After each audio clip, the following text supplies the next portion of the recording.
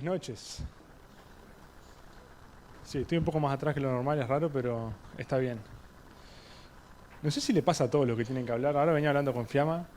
Como que uno prepara todo, pero cuando está llegando como que siente un peso que es espantoso. Fiamma me decía, ¿alguna vez te sentiste seguro? Le digo, no, hasta ahora no me ha pasado. Como que llego y me pongo en blanco, me olvido de todo. Pero bueno, espero que dentro de todo sea de bendición este tiempo.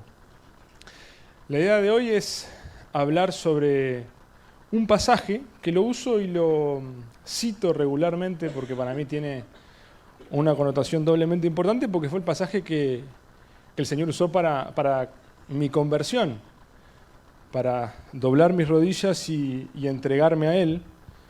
Pero creo que cada vez que me encuentro frente a Él va tomando una dimensión distinta desde aquel enero del 2017, cada vez que me encuentro ante un pasaje como si fuera un encriptado que de a poco te va dando más información y me va sirviendo como espejo y reflejo de mi vida en el caminar junto con Cristo para encontrar ciertas cositas que me ayudan.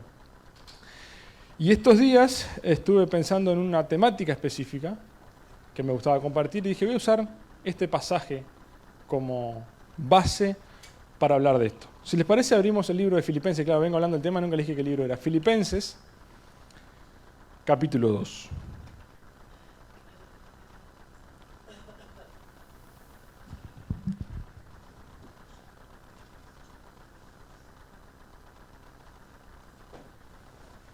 Y vamos a arrancar en el versículo 1 leyendo.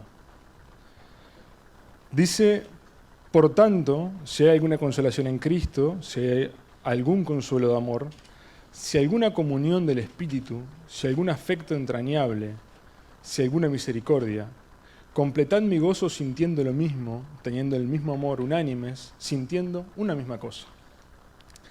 Nada hagas por contienda, por vanagloria, antes bien con humildad, estimando cada uno a los demás como superiores a él mismo, no mirando cada uno por lo suyo propio, sino cada cual también por lo de los otros. Haya pues en vosotros este sentir que hubo también en Cristo Jesús, el cual, siendo en forma de Dios, no estimó el ser igual a Dios como cosa a que aferrarse, sino que se despojó a sí mismo tomando forma de siervo, hecho semejante a los hombres, y estando en la condición de hombre, se humilló a sí mismo, haciéndose obediente hasta la muerte y muerte de cruz. Por lo cual Dios también le exaltó hasta lo sumo y le dio un nombre que es sobre todo nombre, para que en el nombre de Jesús se doble toda rodilla de los que están en los cielos y en la tierra y debajo de la tierra, y toda lengua confiese que Jesucristo es el Señor, para gloria de Dios Padre. Bien, este pasaje, como todos los pasajes, hay que entenderlo en su contexto. En la reunión de jóvenes hace un tiempo, el año pasado, ¿no? Estuvimos leyendo el libro de Filipenses. ¿Cuál era el eje principal o eso que se repetía durante todo el libro? ¿Los jóvenes? Empieza con G, termina con oso. Muy bien, gozo. El gozo. Y acá Pablo lo cita y dice, completad mi gozo haciendo esto y lo otro que ahora vamos a ver, ¿no? Y el sentido sería ver cómo Pablo le pide a la iglesia que complete ese gozo teniendo una conducta de trabajar en conjunto, de sentir lo mismo, disfrutando de ciertas cosas, y les da al final la imagen de Cristo siendo humilde. Dice, tengan el mismo sentir como lo tuvo Cristo. Y ese sería el orden natural de leer esto, ¿no? y de interpretarlo. A mí me gustaría hacer este mismo análisis, pero al revés, y empezar por Cristo. Empezar por la causa y el ejemplo de humildad, por el cual Pablo lo llamó a los filipenses y a nosotros hoy a ser humildes y a trabajar con un mismo sentir como su pueblo. Así que leamos nuevamente a partir del 6. Filipenses capítulo 2, versículo 6 dice, el cual, siendo en forma de Dios, no estimó el ser igual a Dios como cosa que aferrarse. Y habla de Jesucristo, como dice el versículo 5, ¿no? Jesucristo no estima el ser igual a Dios como cosa que aferrarse, sino que ¿qué hace? Se despojó, pero viene a ser humano. Y ahí hay un concepto que a mí me parece fantástico, que Jesucristo es el único ser humano que decide nacer. ¿Ok? Porque dice que siendo antes de ser Jesucristo, Él toma una decisión. Él dice, ok, me voy a despojar de mí mismo y voy a nacer como un niño en el vientre de María para vivir como humano. Y a mí me gusta arrancar por ahí porque es algo que no tiene ningún tipo de explicación para mi mente, ¿no? Es algo que sale de lo que mi mente logra y puede entender. Y cuando veo esto, yo en cierta parte como que logro entender y justificar a los fariseos, porque esto es casi que una locura. O sea, sale fuera de todos los parámetros de la lógica, de todo. Porque estamos hablando del creador poniéndose en cuerpo de un creado. Jesucristo compartía y comparte la misma naturaleza que Dios.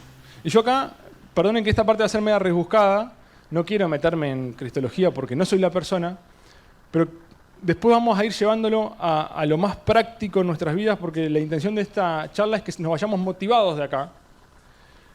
Capaz no motivados desde la arenga, pero sí motivados a caminar junto con Cristo de la manera que Él quiere. Dios tiene la misma naturaleza que Jesús. Jesús tiene la misma naturaleza que Dios. De hecho, una cosa sola eran, o son, ¿no? Pero en este momento tenían una relación perfecta de comunión, una misma naturaleza, donde no había uno superior a otro, ¿sí? Compartían la naturaleza divina como una misma cosa. Y deciden separarse, romper ese vínculo perfecto en comunión para que Jesús tomara forma de hombre. ¿Sí?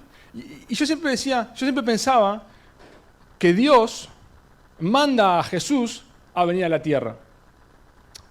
Y no está del todo mal, pero lo importante de entender es que en ese momento nadie mandaba a nadie, porque en poder y en gloria Jesucristo y Dios eran lo mismo, y toman la decisión por amor a nosotros, porque ven que parte de su creación, los humanos, se habían separado de la voluntad inicial de Dios y pecan. Hacen lo que Dios no había planificado para ellos. Usan el libre albedrío para darle la espalda a Dios.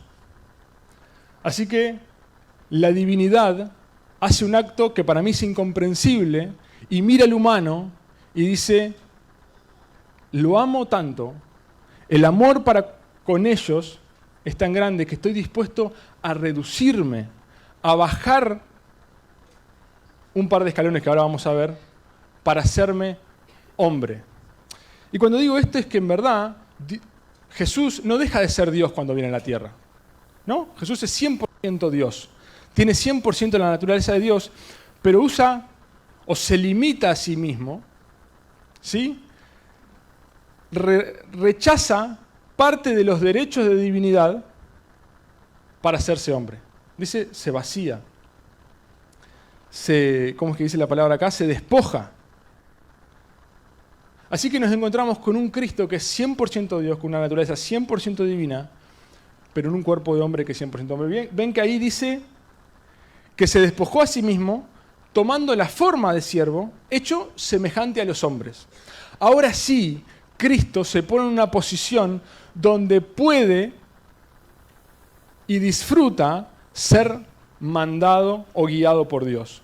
Ahora sí, Él mismo baja, ¿sí? Y entra en el vehículo que utiliza, que es la humanidad, para obedecer a Dios. Porque el hombre es creado para obedecer a Dios. Y en eso encuentra la satisfacción completa de su vida. Así que ahora sí, Jesús como hombre encuentra la satisfacción en obedecer a Dios. Y dice que lo obedece a tal punto de morir y tener una muerte de cruz. Ahora, ¿por qué hago esta referencia? Porque en verdad el simple hecho de que Jesús se haya limitado a sí mismo es un acto de humildad. Es un acto de humillación que no tiene precedentes en nada. Porque si vos decís, bueno, sería como que el ser humano se hace cucaracha, no, sería peor que nosotros decidiéramos transformarnos en cucaracha, porque la cucaracha y nosotros somos creación de Dios. Sin embargo, el creador se limita y se pone en posición de un creado por él. Así que la humillación es mucho mayor a imaginarnos transformarnos en una cucaracha. De hecho, hay un ejemplo que yo pensaba. Bele no vino hoy, ¿no? Bele es la última que se novió después del Ale, así que voy a usar el ejemplo de Bele. Bele fue la que eligió a Marcos, ¿no? ¿O se lo eligieron ustedes? Lo eligió ella. Bele elige a Marcos, Marcos elige a Bele y se ponen de novio, ¿no? Entonces, imagínense que Bele va y le dice, mamá, papá, me voy a poner de novio con Marcos. Y justo Cele y Mauri dicen, ¿vos sabés que justo estábamos pensando que no? Que te vas a poner de novio con Juancito, con Juanito. Vamos a poner un nombre que no exista por la duda. Con Juanito. ¿Cómo Juanito? Sí. Ayer firmamos un contrato con los padres, así que a partir de ahora tenés que noviarte con él. Ya tenemos planificado casamiento, 4 de febrero del 2024, 25. Está todo organizado. Pero yo ni lo conozco, Juanito. Sí, pero nosotros ya lo definimos por vos. Salvando la excepción de que eso pasa en la vida real y ha pasado en la historia mucho tiempo, Bele diría, pero pará, ¿yo por qué tengo que rechazar mis sentimientos, todo lo que he pensado con Marco y todo, por lo que ustedes quieran, y me tenga que casar con alguien que ni siquiera conozco? Entonces, lo más natural es que Bele viniera y, hablara con los hermanos, y los hermanos digan, sí, no, la verdad, mamá, papá, se les pasaron 2 ciudades, porque claro, ella tiene todo el derecho a casarse con quien quiera, ¿por qué van a decidir ustedes con quién se va a casar?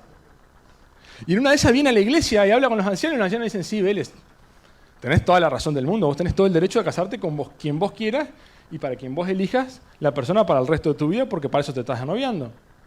Y probablemente los ancianos hablen con Mauri y Cele y toda la iglesia estaríamos completamente de acuerdo con Belén de que está en su derecho. Ahora imagínense que Belén dice, no, ¿sabes qué? Voy a obedecer a papá y a mamá y me voy a casar con Juanito. Y todo lo que yo siento y quiero y todos mis derechos los voy a dejar a un lado. Y el resto de mi vida me voy a comprometer con un loco que ni conozco, pero por obedecer a mis padres lo voy a hacer. Entonces diríamos, pará, Bele. Bele debe estar, después tiene que mirar este video porque se lo dedico a ella todo este episodio. ¿No? Nosotros diríamos, pará. Un acto de obediencia y de humillación que no podríamos creer, estaríamos todos de boca abierta. En escala es lo que Jesús hace. Jesús deja de lado todos sus derechos. Claro, cuando lo pensamos en algo muy natural, en algo muy nuestro, en algo muy de nuestra cultura, decimos, sí, nada, sería una locura de humillación. Y cuando lo pensamos en la divinidad, como nos queda tan lejos, nos cuesta acercarnos a eso. Ahora, lo que Jesús hace es eso. Todos sus derechos, como Dios, los deja a un lado. Y no sale a rescatar a sus amigos. Dice, mirá, esos que están ahí, que hablan mal de mí, que me han dado la espalda, que hacen todo lo que yo no quiero que hagan, por esos me voy a humillar.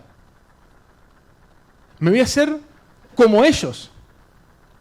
Y hasta ahí ya es un acto que yo no logro comprender de humillación.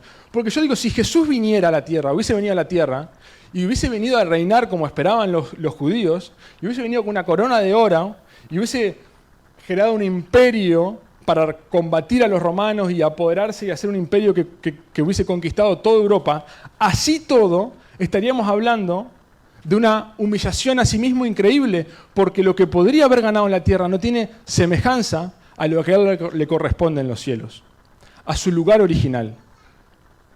Ahora, sin embargo, Jesús vino humillándose, limitándose, siendo como nosotros, y estando acá, continuó la humillación. Cambió el trono celestial por un pesebre. Cambia la corona de oro por una corona de espinas. Cambia el disfrutar de la relación más cercana con su Padre y más completa que puede existir, a venir a ser burlado, humillado y maltratado. Cambia que todos los seres celestiales lo adoren a una cruz maldita. Él, de entre nosotros, camina también su vida con una humildad que, si no creyéramos, sería digna de imitar. Él mismo, como veíamos, nació en un pesebre y estando en vida que le querían seguir, dice, ¿por qué me siguen? Y parafraseando decía, yo no tengo dónde caer muerto. No me sigan si están buscando algo de mí. Y muere como un ladrón, como un preso, colgado y humillado en una cruz. Pero eso no es todo, porque lo que carga ahí no es solamente la burla y el maltrato que podemos darle a nosotros, que era irrelevante. Lo que carga es el castigo que todos nosotros como pecadores merecíamos. Lo carga Jesús en la cruz. Carga la culpa y la condenación que sus enemigos deberían llevar. La carga Él. Ahora, Felipe, ¿por qué estamos haciendo esta introducción tan larga y tan medio entreverada y compleja? Porque cuando vamos a hablar de humildad, es imposible no mirar a la persona de Cristo. En verdad, cuando vamos a hablar de cualquier cosa relacionada a la vida espiritual, es imposible hacerlo sin la persona de Cristo. Para mí este ejemplo me conmueve. Segunda de Corintios capítulo 8, versículo 9 dice, porque ya conocéis la gracia de nuestro Señor Jesucristo, que por amor a vosotros se hizo pobre, siendo rico, para que vosotros con su pobreza fuesen enriquecidos. Es decir, ¿cómo Dios era pobre? No es que era pobre. Era que entregó todo, no tenía más nada para dar. Entregó a su único hijo, a lo único que tenía, lo entrega. Y a este entregado da todo también, hasta su vida. Viviendo como siervo, hasta su vida. Esto nos deja esta parte que nos quiere ilustrar cómo Jesucristo introduce la humildad y la humillación como arista en su caminar, con un propósito, que era la salvación de los caídos, de nosotros, de todos aquellos que pecamos. Y por lo tanto fuimos destituidos de la gloria de Dios. Y Jesús viene a restaurar. Y viene a restaurar no para su gloria. Termina diciendo estos pasajes para la gloria de Dios Padre.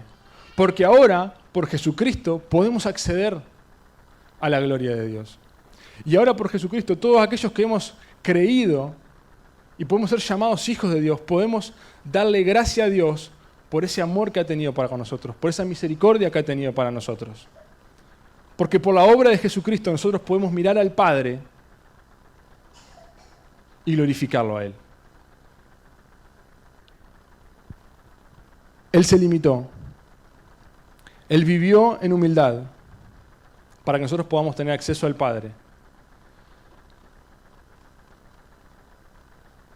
Y a mí me gusta mucho una de las últimas oraciones, o el tiempo que estaba orando por los discípulos, que dice, yo te he glorificado en la tierra, he acabado la obra que me diste que hiciese. Y la obra no era sanar enfermos, la obra no era solo cuidar a los que estaban viviendo en esa época, porque seguían muchos enfermos, seguían muchos cojos, seguían muchos mancos, seguían muchos ciegos, había gente que no lo había conocido, había gente que no había escuchado de las noticias que él traía. Pero dice, ahora pues, Padre, glorifícame tú al lado tuyo con aquella gloria que tuve contigo antes de que el mundo fuese.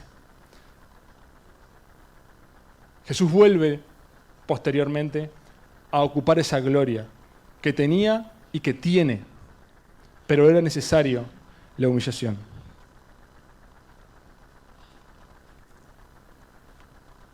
Ahora, Pablo nos dice, ¿ven este ejemplo? ¿Ven esto? Este mismo sentir tienen que tener ustedes. Este mismo sentir. Nada hagas por contienda ni por vanagloria. Antes bien, con humildad. Estimando cada uno a los demás como superiores a él mismo, no mirando cada uno por lo suyo propio, sino cada cual también por lo de los otros. Ahora, Yo cuando leo esto, no sé qué le parece a ustedes, pero para mí Pablo pide algo que es imposible. No hagas nada por contienda o por vanagloria. Es decir, que ninguna de las conductas y de los impulsos más profundos de tu corazón vengan dados por tu egoísmo ni por tu orgullo. Y claro, nosotros fuimos educados para dar una respuesta rápida a esto, ¿no? Yo cuando pienso en esto, la primera imagen que me vino fue cortando una pizza, ¿viste? Cortamos una pizza y te quedan una porción grande y una porción más chica. ¿Ah? ¿Y qué hacemos? Agarramos la porción chica porque está bien ser humilde y darle lo mejor al otro, ¿no? Claro, pero en verdad al final del día lo que estamos haciendo es valorando nosotros mismos y mira, qué bien yo que no agarro. O sea, a mí en mi casa me enseñaron que eso estaba bien, así que yo cumplo con este rol de ser buena persona, ¿no?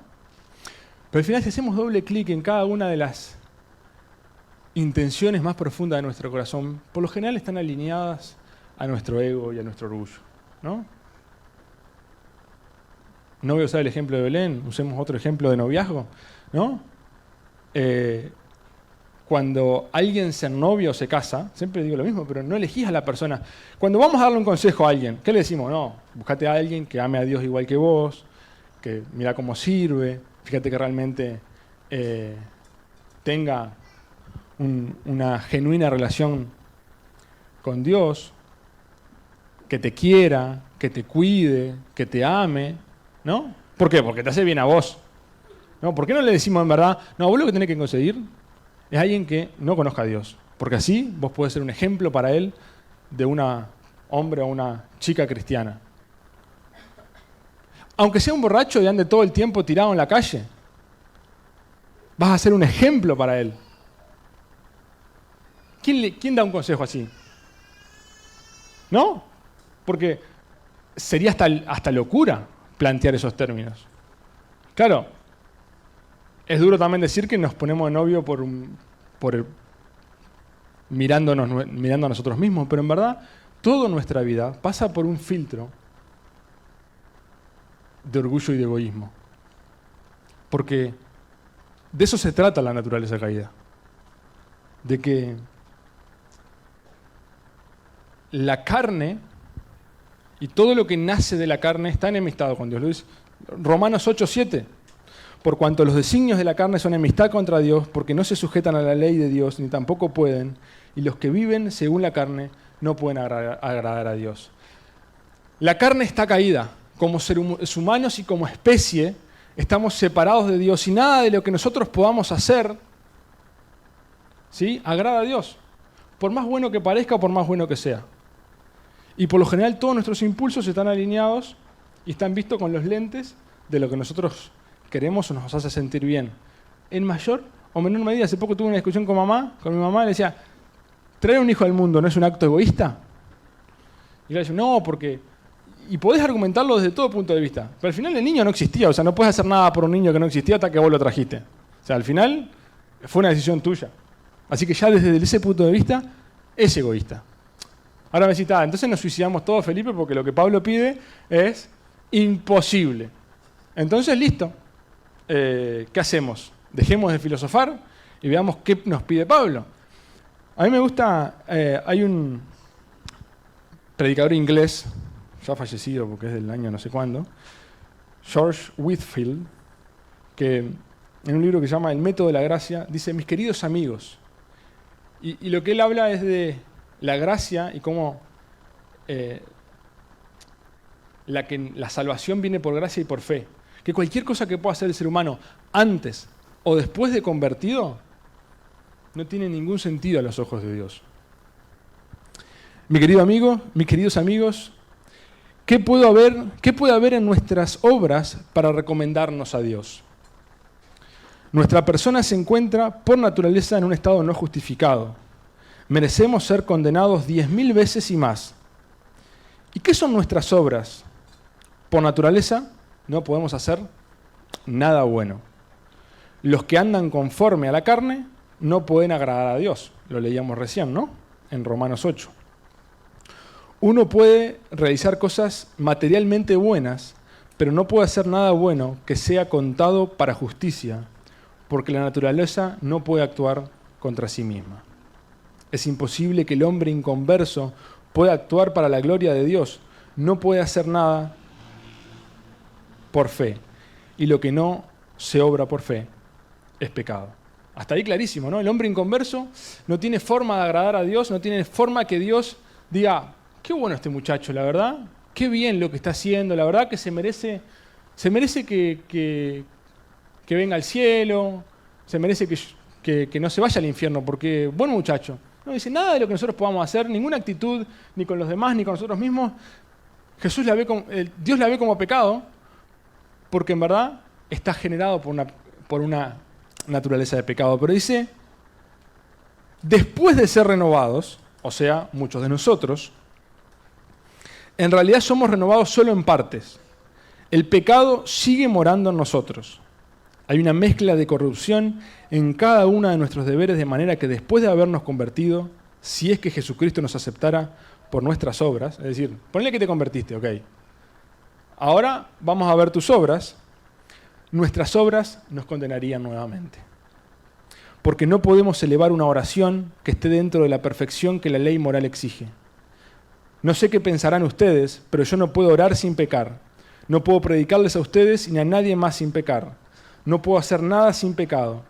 Y como alguien lo ha expresado, mi arrepentimiento quiere arrepentirse y mis lágrimas quieren ser lavadas en la preciosa sangre de mi querido Redentor. Nuestras mejores obras, dice esta persona, no son más que pecados espléndidos. Así que,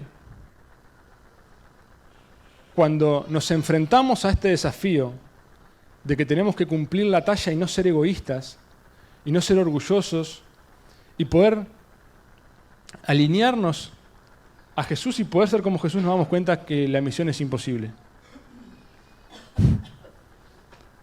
No tenemos chance. Todo lo que hagamos está salpicado de corrupción. Así que, desde ese punto de vista, nos quedamos cortos. Ahora, Pablo nos ayuda a pensar esto para que primero darnos cuenta cuán glorioso es Cristo. Y cómo Él sí lo pudo hacer y cuán lejos nosotros estamos de esa gloria. Pero después nos da el secreto para poner en práctica la humildad. Y dice, estimando cada uno a los demás como superiores a él mismo. No mirando cada uno lo suyo propio, sino cada cual también por los otros.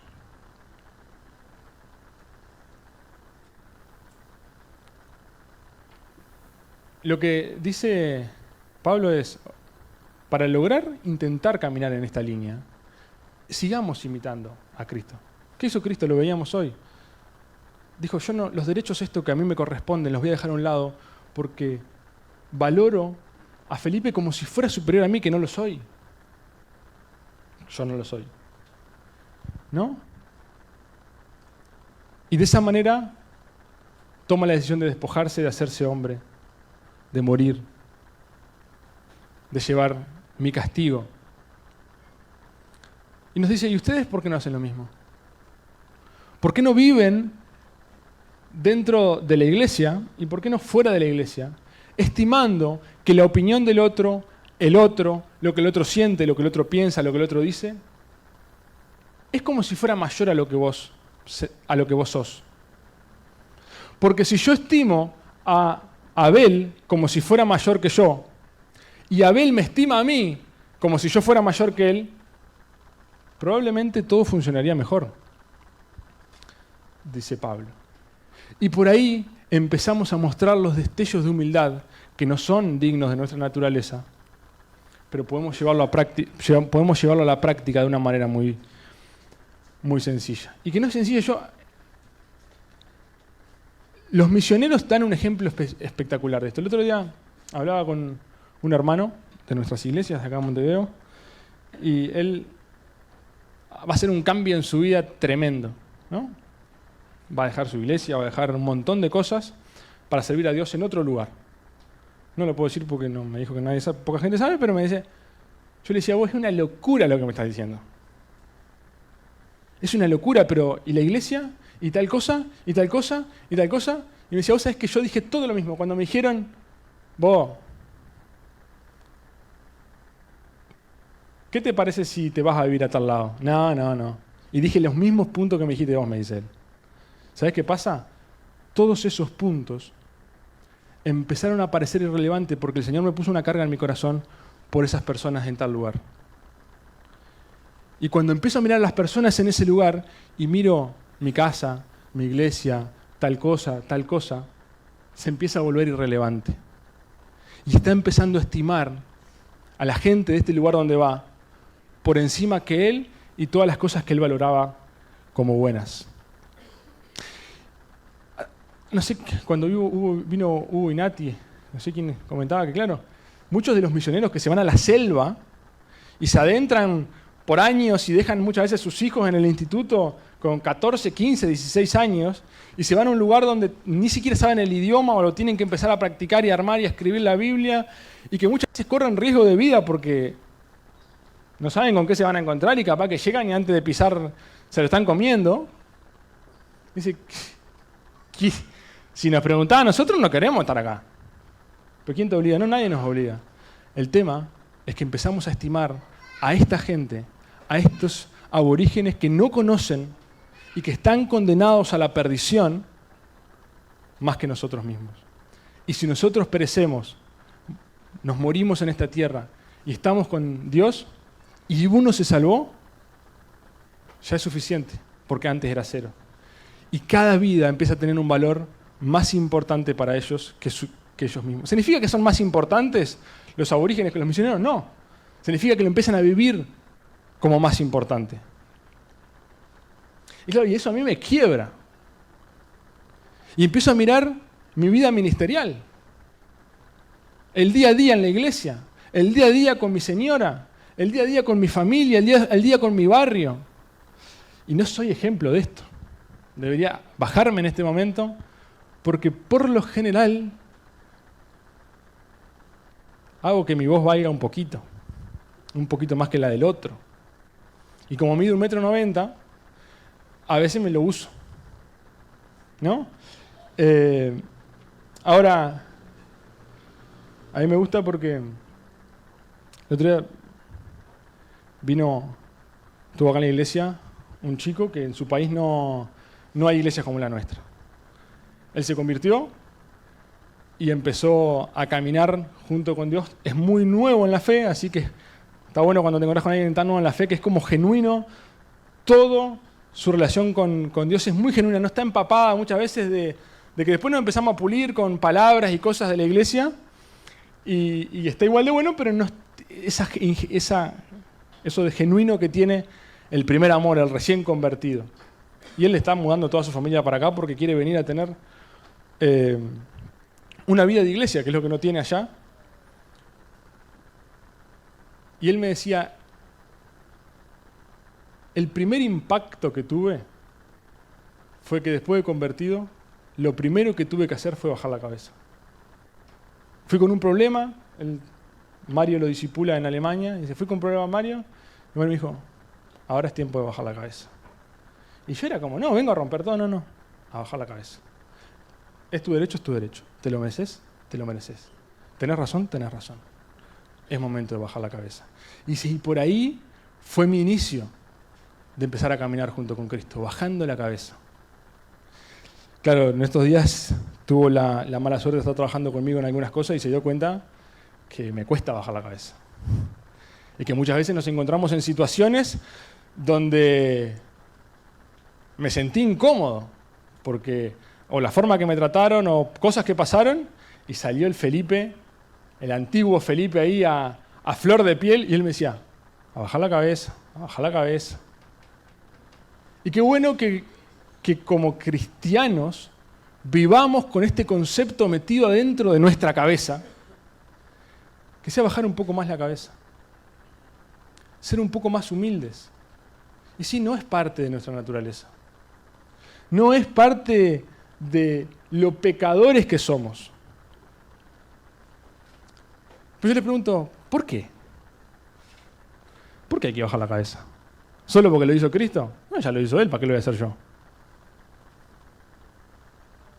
¿Cuál es el sentido de que me traten mal y yo baje la cabeza y diga, ¿viste? Es un gilete, le decís cualquier cosa y no responde.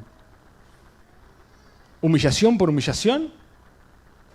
Humildad para hacernos los lindos de que somos humildes, no como los otros que son egoístas y egocéntricos, porque al final sería lo mismo. ¿Se acuerdan cuando Jesús, Juan capítulo 20, Jesús aparece, estaban los discípulos juntados, Jesús aparece, traspasa las puertas, las paredes, todo, paz con vosotros, les muestra las manos, les muestra el costado que era él, y le vuelve a decir, todos dicen que se regocijan, y dice, paz con vosotros, ¿y se acuerdan qué les dice? Así como yo fui enviado, ahora los envío a ustedes, ahora les toca a ustedes. Dice que sopla y el Espíritu Santo entra en ellos. Ese es un poco el desafío que tenemos. No de imitar, sino de ver cómo Jesucristo glorifica al Padre en su humillación y en eso se regocija Él. Por tanto, dice el versículo 1 de este capítulo 2 de Filipenses, por tanto, si hay alguna consolación en Cristo, ¿hay alguna consolación en Cristo, hermanos? ¿Hay? ¿Hay algún consuelo en su amor? Acá no lo está cuestionando, lo está planteando. ¿Qué hay consuelo en su amor? ¿Qué hay comunión del Espíritu? ¿Qué hay afecto entrañable? ¿Qué hay misericordia?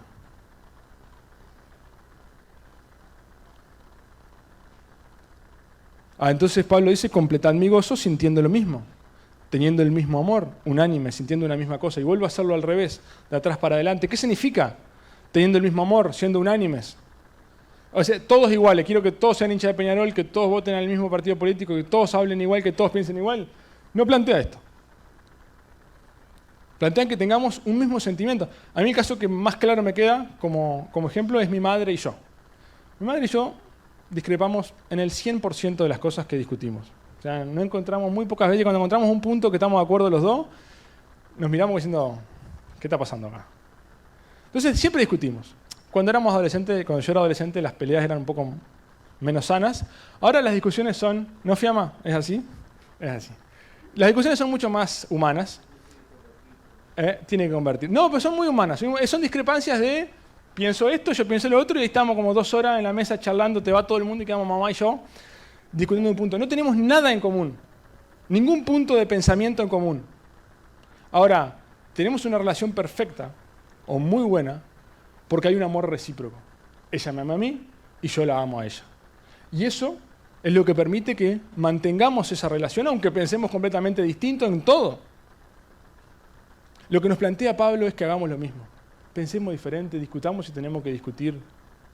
Tengamos opiniones encontradas desde todo punto de vista, pero que tengamos un mismo sentir, que sea el amor para con Dios. Porque ese es el primer mandamiento, que amemos a nuestro Señor con todo nuestro corazón, con toda nuestra alma y con toda nuestra mente. Y cuando todos tenemos ese mismo sentir y nos amamos unos a otros y empezamos a trabajar en estimar al otro como si fuera mayor que nosotros y no ponernos a nosotros como si nosotros fuéramos los crack y los número 1 de todo lo que hacemos. Ese mismo sentir empieza a tener beneficios. Yo creo que usé la palabra acá, recompensas o estímulos para nosotros. Porque al final lo que Dios quiere es completarnos a nosotros. Si queremos usar una palabra modernísima, podemos usar hacernos felices. Pero claro, nosotros conocemos el camino de la felicidad y no nos gusta tanto esa palabra porque por lo general siempre es de autobombo. Satanás nos marcó con luces muy claras el camino para satisfacer los deseos que tenemos en nuestro corazón con nuestras propias fuerzas y encontrar en el mundo un montón de cosas que parecen satisfacernos y que nos harían feliz. Pero el final de ese camino es muerte, es perdición. Ahora, Dios dice, ¿querés realmente disfrutar de un consuelo de amor? ¿Querés realmente disfrutar de una comunión del Espíritu? ¿Querés disfrutar de un afecto entrañable? ¿Necesita tu vida misericordia? Esas cosas son las que te terminan de completar y disfrutar de la vida que el Señor tiene planificada para vos, que no está en el camino iluminado, con luces fosforescentes que te marcan clarísimo para dónde ir, sino que está en el camino de la humildad. Está en el camino de amar al Señor y bajar la cabeza. Y bajar la cabeza en la congregación, en tu trabajo en el ministerio, en el rol que estés cumpliendo como iglesia, en la iglesia, con tu familia, con tu barrio. Y no para que los otros digan, qué crack Felipe, cómo bajó la cabeza, sino porque bajando la cabeza podemos empezar a generar este mismo sentir, esta relación entre nosotros que permite desbloquear esos estímulos que vienen de Dios. El consuelo, el amor. Jeremías 2, y con esto ya voy terminando, dice, vayan al occidente y miren en la tierra de Chipre, versículo 10. Vayan al occidente y miren en la tierra de Chipre. Vayan al oriente y busquen en la tierra de Cedar. ¿Acaso alguno ha oído algo tan extraño como esto? ¿Alguna vez una nación ha cambiado sus dioses por otro? Aun cuando no son dioses en absoluto. Sin embargo, Jeremías le está hablando hace palabras lo que Dios le transmite. Así que es Dios hablándole a su pueblo. Sin embargo, mi pueblo ha cambiado su glorioso Dios por ídolos inútiles. Los cielos están espantados ante semejante cosa y retroceden horrorizados y consternados, dice el Señor. Y ahí dice versículo 13, pues mi pueblo ha cometido 2 maldades. Estoy leyendo en NTV, por si alguno me está siguiendo en Reina Valera, no lo va a leer así. Pues mi pueblo ha cometido 2 maldades. Me ha abandonado a mí, la fuente de agua viva, y ha cavado para sí cisternas rotas y que jamás pueden tener el agua. Y nosotros, y yo en primer lugar, hoy, muchísimos años después de que Jeremías dice estas palabras, vivimos de la misma manera. Vivimos queriendo encontrar en algunos aspectos, capaz ya cada vez menos, pero en algunos de los aspectos de nuestra vida la satisfacción, la plenitud, en cosas de este mundo, en el trabajo, en el fútbol, en cosas materiales, en lo que sea. Y ahí te sentís mal y dices, voy al shopping. Mucha gente conozco que hace eso. Se siente mal y va al shopping. Porque termina satisfaciendo esos vacíos comprando. Yo soy más de comer. Pero la comida también te sentís vacío y le empezás a dar a la comida. Y hay un montón de cosas que nosotros empezamos a buscar para satisfacer esos vacíos. Pero claro, son cisternas rotas porque al poco tiempo volvemos a pasar lo mismo. Y Dios dice, pero yo siempre estuve acá. Y han preferido esto en vez de buscarme a mí, que soy el manantial de agua viva. Ahora tenemos un primer paso para disfrutar. Y yo los invito a que podamos pensar en esto y que en nuestras actividades diarias podamos bajar un poco más la cabeza. Podamos pensar en cuánto se ha humillado Jesús, pero sobre todo en los estímulos y en lo bueno que es para nosotros poder volver a conectar con el Dios que nos creó desde la humildad y poder disfrutar de las cosas que Él nos promete y empezar o continuar cambiando nuestra vida de esa manera. Porque no queremos ser como el pueblo que se alejó completamente buscando otros ídolos, sino que cada vez que nos encontremos en esta situación podamos volver a Dios.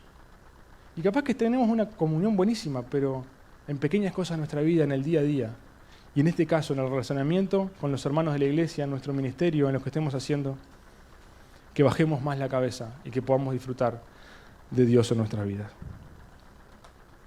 Que Dios bendiga su palabra.